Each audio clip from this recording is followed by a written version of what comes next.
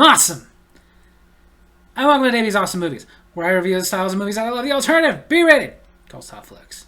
This week, it was a movie that was actually very successful, but definitely alternative. This movie came out in 2011, although it was filmed in 2009. And it was directed by Drew Goddard, who co-wrote the script along with Joss Whedon. Made by Mutant Enemy Productions, and distributed by Lionsgate.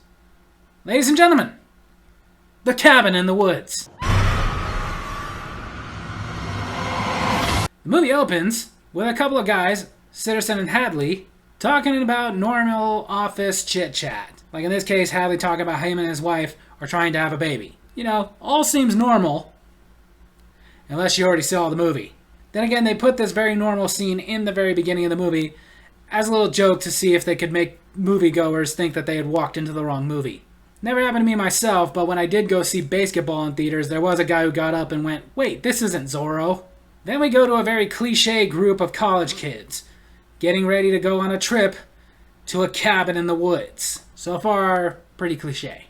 To make this movie even more cliche, they're going to a cabin owned by the cousin of the alpha male jock guy who's dating the kind of slutty blonde girl. The alpha male jock is Kurt, and he's played by Chris Hemsworth.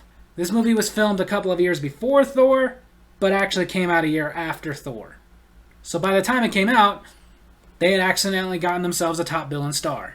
But then to break up the cliche, as they're all leaving for the cabin in the woods in their RV... Nest is empty. We're right on time. But then to get back into the cliche, as they're getting to the cabin, they stop at a very backwoods old gas station. And just to make this gas station even more cliche, they encounter the gas station owner, who is a very backwoods hillbilly kind of guy, who is also very rude and has a message of doom. You got enough to get you there. Getting back, that's your concern. And your concern should be all that blood in your eye. You should probably go see a doctor about that. Don't think he'll charge you much. I'm pretty sure he is your Uncle Grandpa. So now they promptly even head to the cabin. Which I gotta say is a little strange in my opinion. How on a road trip do you not stop at a gas station, the only gas station, and not load up on snacks? Like, I know the gas station owner is rude, but let's face it, you know damn well that guy sells deer jerky. And then it's just more cliche driving in the woods.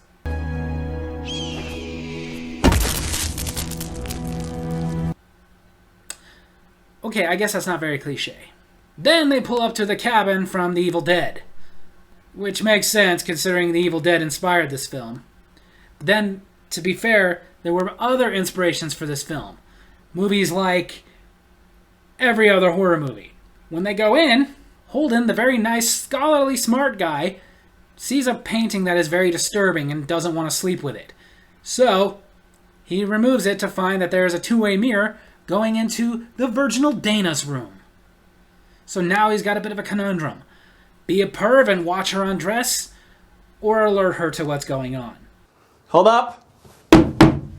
No! Sorry, Josh. Holden's a nice guy. Thanks for being decent. After Dana and Holden switch rooms, and Dana, of course, makes sure that she can't watch Holden undress either, we pull back to unveil that all the guys in the office have been watching this whole time. Perverts. They start discussing a bunch of behavior-altering chemicals that they've exposed these kids to. The hair dye works its way into the blood through the scalp.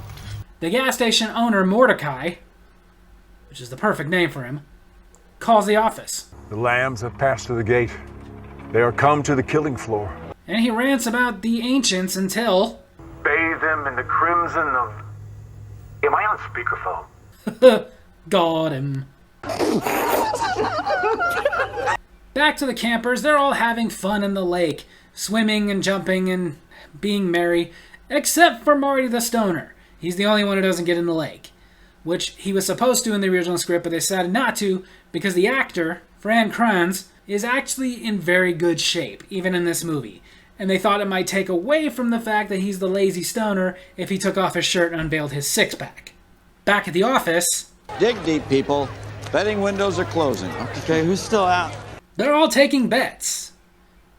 If the bets are how many cliches are in this movie, I'll take a guess. Back at the cabin, the campers, of course, are drinking, partying, having a good time, playing Truth or Dare, till something comes up. There. What the hell was that? They are curious as to not only why did the basement door fly up like that, but what is down there? Dana. I dare you. Yeah, I don't know if they could alter my behavior enough to make me go down there. I'm not sure it's awesome to be down here. You think? They start exploring all the stuff in the basement. A bunch of stuff that in any horror movie would release something evil.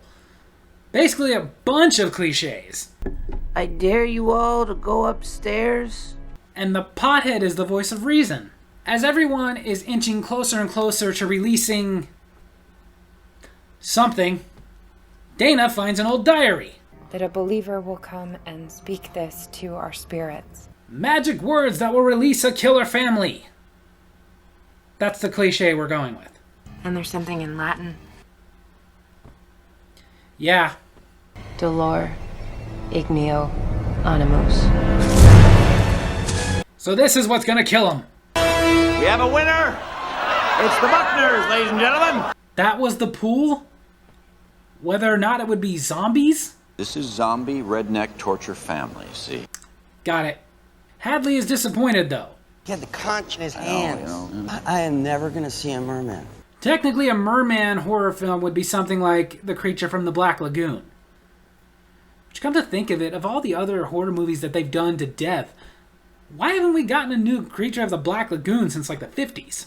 Jules and Kurt run off into the woods to be alone, of course, and Marty wonders why everyone is acting so strange. Like, why is Jules suddenly so slutty? Why is Kurt such an alpha male right now? I mean, he's a sociology major. Out in the woods, as Jules and Kurt are getting frisky,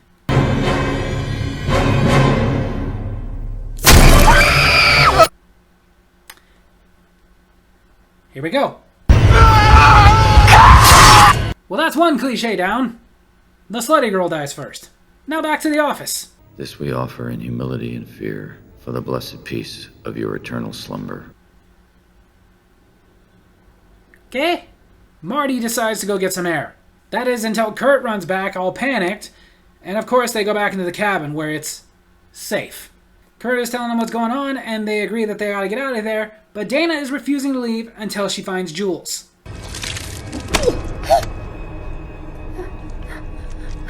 Well, now you're ready to leave. Kurt says, though, no matter what, they need to stick together. So Sitterson releases a chemical into the room. This isn't right. We should split up. Really? They get locked into their rooms, and Marty knocks over a lamp. And he sees a camera that was hidden in the lamp, and starts noticing cameras all over the room. Hadley and Sitterson are starting to freak out. But, luckily for them, Judah Buckner to the rescue. while Marty is still trying to figure out exactly what's going on, now imagine doing this sober. Holden and Dana, running for their lives, go down into the basement. And they soon learn that going into the basement while you're being chased is not a good idea. You like pain? It's not alive. It doesn't feel pain. Remember when you could just throw a girl in a volcano? How old do you think I am? In case you haven't figured it out by now, this is all some giant sacrifice. Duh! Now we check in with how things are going in Japan. そして今、キコの魂はこのカエルの中で幸せに生き続け So apparently every country's type of horror film is basically some grandiose sacrifice to some ancient ones. And at the beginning of this movie, the only two countries that had not failed yet were Japan and America. Now Japan has failed. So it's all up to America to save the day! Or not save... I'm really not sure yet. I'm telling you, you want good product, you gotta buy American. Yeah, if America made quality horror films, I wouldn't have a channel. But to make matters worse, the three that are still alive get into an RV and start driving off and are about to get away because nobody blew the tunnel, which is their only way out. So Sitterson runs to take care of this problem. If that tunnel doesn't blow, they will get away, and America will have failed too. So just as they're about to get away...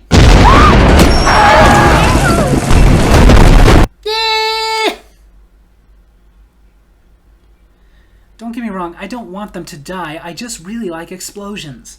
But Kurt has a plan to get across the gorge. I've done bigger jumps than this. He's gonna jump it! So he gets some distance on his dirt bike. He revs, he takes off, and...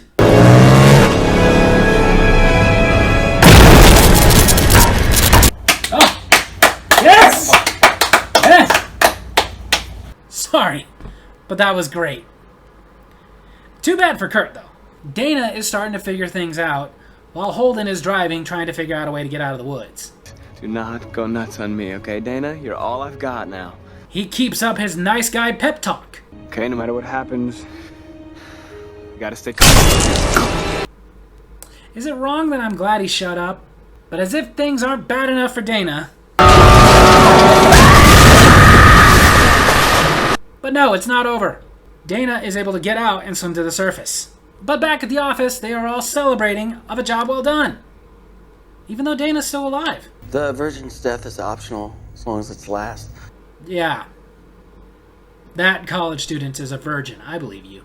So while she's still fighting for her life, they party. I'm a terror. I just think it would have been cooler with a merman. I agree. We need more movies with mermen. But the party is cut short when the director calls them and informs them that they are not done. There is one sacrifice yet to die, and the director is not talking about the virgin.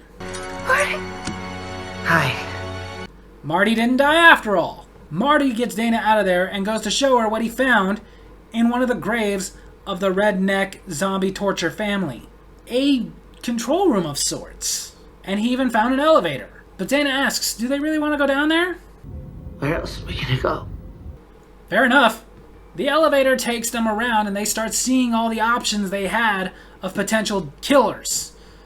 For example, this guy, who is clearly something inspired from the Hellraiser movies, but casted as Fornicus, the Lord of Bondage and Pain.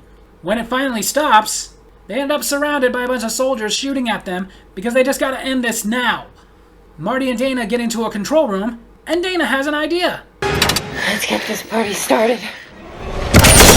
Let's party! They release the monsters that were meant for them.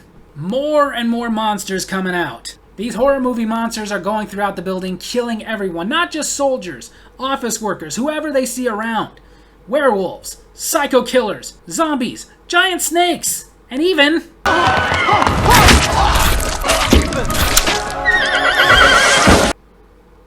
unicorns? What horror film had killer unicorns? There isn't any. But there should be. The monsters even make it to the main room, and Hadley finally gets his wish. Oh, come on! Hey, you wanted to see a merman. Sitterson makes it to an escape tunnel. To be fair, he was technically trying to kill her this whole time. But before he dies, he has one more thing to say to Dana. Kill him. A company man, to the end! They get as far underground as they can until they end up in a big ritual room. And it's there that they figure out that they were being sacrificed. But what for? For being young? And we finally meet the director, played by Sigourney Weaver. Originally, they wanted Bruce Campbell to be the director, and as awesome as that would have been, he couldn't do it because he had scheduling conflicts. Then again, their second choice, Sigourney Weaver, was just as awesome. The director tells them how this is just how sacrifices have to be in America now. It has to be this amount of people and in this order. The whore, the athlete, the scholar, the fool, and the virgin. Me? Virgin? We work with what we have. The director tells them about the ancient ones that are requiring this sacrifice. Gods that once roamed the earth and are allowing humans to roam the earth for these sacrifices. But if they don't get them, they will rise and destroy everyone. Every living being. You can die with them. Or you can die for them. You know, that really shouldn't be a tough call, but Marty still doesn't want to. The whole world, Marty, is in your hands, Dana. Yeah, the whole world, which is why I wouldn't even hesitate. I mean, it's one stoner versus everyone. But because Dana hesitated... we're dead. Just as the director is about to kill Marty... of all the darn luck, So after disposing of the director and Patience Buckner, Marty goes over to sit with Dana. I don't think Kurt even has a cousin. Yeah, that's what's important right now. Humanity. It's time to give someone else a chance. Screw you!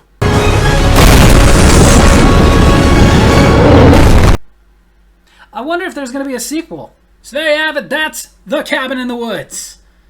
This movie was very successful, had a $30 million budget, and did $66.5 million in the box office. And of course, after its successful run and its mainstream appeal, has now reverted into being a cult hit. And for good reason. This movie also generally gets favorable reviews. The only criticism it usually gets still says it was okay, just not great. But the overall consensus is most people love this movie. Drew Goddard and Joss Whedon wrote this script in 3 days. They actually locked themselves in a hotel room determined to write this because they felt they needed something after each of them had a couple of failed projects. Well, good for you guys, because this was a hit. But like I talked about, this movie was actually made in 2009, before Thor had come out, and Chris Hemsworth had become a star. He wasn't a star when he made this movie. Problem was, the company that was going to distribute it went bankrupt. So it sat in obscurity for a couple of years until Lionsgate came in, loved the movie, and decided they were going to distribute it themselves. And it worked out for the movie makers because now they had a top billing star to attract more people to the movie. And it definitely worked out for Drew Goddard as this was his directorial debut. This movie was not only made by horror fans but former horror stars, as one of the makeup artists was Heather Langenkamp. Her husband worked on this movie too, although she went by a different name in the credits. Overall, this movie to me is just a very fun movie to watch because it's amazing to me how they could make such an original story using practically every cliche in the book. I mean, for somebody to come up with the idea to make a movie based on the cliches, confronting the fact that there's cliches, but giving you a why they're all cliches, was just brilliant. Not to mention there was plenty of humor thrown in throughout the movie, which Joss Whedon is known for, but hey, why not? Why not mess with the audience a little bit by making them think that they were watching another movie when they first started watching? Why not have a guy like Hadley finally get to see his merman right before it kills him? But then I gotta admit, the joke I put in the end about will there be a sequel actually came from a Q&A that Joe Goddard did, where somebody in the audience did ask him if he was ever going to make a sequel to Cabin in the Woods, and he responded, "Did you not see the end of the movie? Doesn't really leave itself open for a sequel." Although I gotta say, as much as I don't want them to make a sequel, I kind of do because I want to see like how they would pull that off. I think the best they could do is maybe make some prequels to the Cabin in the Woods, where we see times that the American team was successful.